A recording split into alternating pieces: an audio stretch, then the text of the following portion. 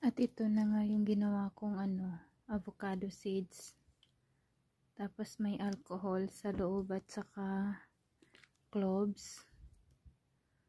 Tinry ko naman siya kanina. Medyo masakit yung mga paa ko kasi nga buong maghapon, kahapon nakatayo lang. Tapos kanina naman ang aga din nagising dahil sa maaga din ang mga bisita.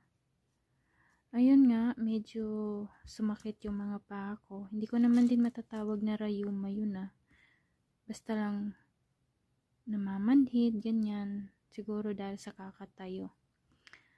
So yun, tinry ko. Kulang ito ng effervescent oil. Yun ata yung sabi ni Doc, kailangan daw lagyan. Ayoko nang mag-mention ng pangalan ng kung sino yung Doc. Basta sabi niya, try. So, na-encourage ako na subukan gumawa nung gaya sa kanya. Kasi yun din dong ginagamit niya dito sa ibang bansa. Actually, doktor yun So, yun lang. Masasabi ko na okay siya.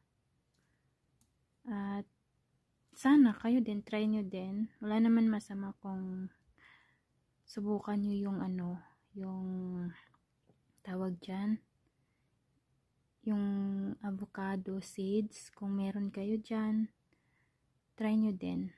And yun lang. Thank you for watching.